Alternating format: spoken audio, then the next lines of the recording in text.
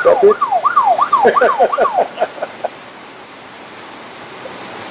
That was just for fun.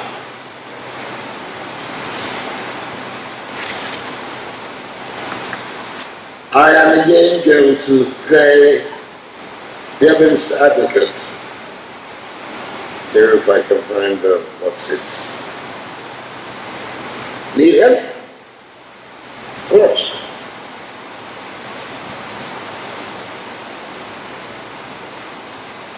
Cataract surgery after corneal refractive surgery can be challenging for the ocular surgeon due to many difficulties.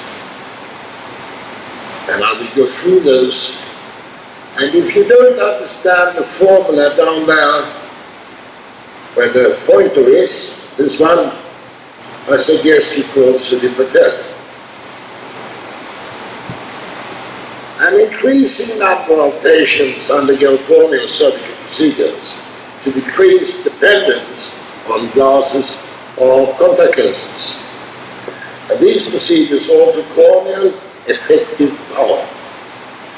Excimer laser keratectomy has quickly become the modality of choice for corneal refractive surgery, replacing older incisional surgeries such as RK.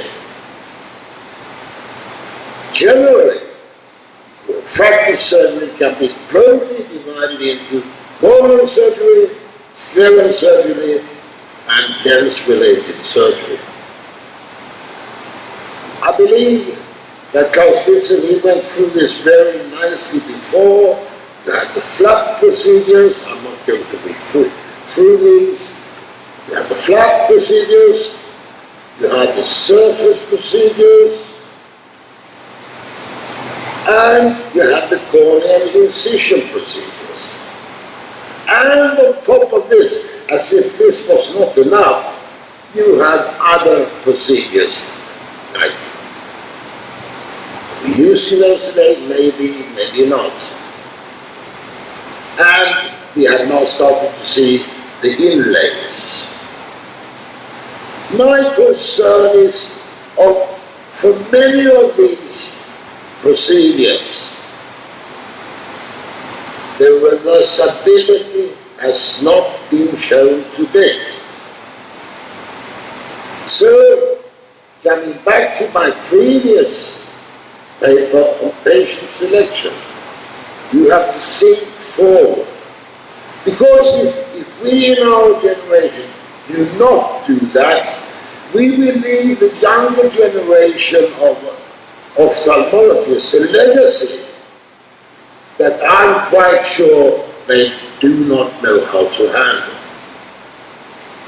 Now, all these patients that we have done in the 70s, 80s, and 90s, they are either getting presbyopic or they're getting a cataract. So cataract extraction in post-refractive surgery patients is very different. Our standard intraocular lens formulas and keratometry can lead to refractive surprises, like underestimation of the IOL power, unexpected hyperopia after cataract surgery in patients who have undergone corneal refractive surgery for correction myopia regardless of the procedure. The third thing is that these refractive surprises seem to be directly related to the amount of keratectomy performed. This means the papers that greater refractive corrections correlate with greater errors of IOL power. Hyperopia correction, IOL power determination of the corneal surgery to correct hyperopia remains limited. Hyperopic basic PRK have gained wider acceptance. Surgeons can expect to encounter different refractive surprises after cataract surgery in these patients. The IOL power determination, as you all know, depends on three things: axial length, corneal power, and anterior chamber depth. They are not independently measured, and an error in any of these three parameters can lead to a possible refractive surprise. Sources of error in corneal power determination. Now, let's have a look at RK, because sooner or later you will come up on one of these patients. RK flattens both the anterior and posterior corneal surfaces, but only in a small central zone. The effective optical zone diameter is significantly smaller than the measurement zone of standard keratometry. Therefore, standard keratometry tends to overestimate the true corneal power. Furthermore, there can be central flattening after cataract surgery due to corneal edema. Most of the flattening effects resolves over several months, but a residual hyperopic shift can persist for years. Therefore, in post-RKIs, the true corneal power can only be estimated by taking into account the small effective optical zone and post-op hyperopic shift. So we get unwanted optical phenomena in RK: the loss in best corrected vision, irregular astigmatism, diplopia, and glare. The rescue for patients with RK above age 40 must be the PresbyEyeDrop, and I will explain that later on why this is so. Laser vision correction. Here, we modify only the anterior surface of the cornea.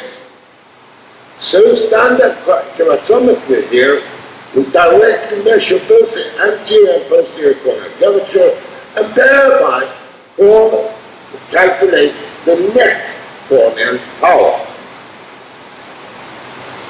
As of 2010, there have been no medical studies to determine the long-term effects of laser eye surgery.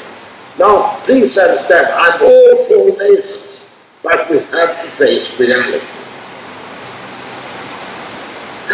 FDA reports these possible risks: visual disturbances such as glare, halos, and/or double vision, poor nighttime vision, and the development of severe dry eye syndrome. So what to do with these patients? Again, find the PresbyEyeDrop. The PresbyEyeDrop, I will have no more slides there, will increase the depth of focus and decrease the higher order aberrations. In this way, you will save these patients by putting in simply a little bit of a drop using it once a day. I don't know. I don't think I've ever heard this story. No, I don't think it.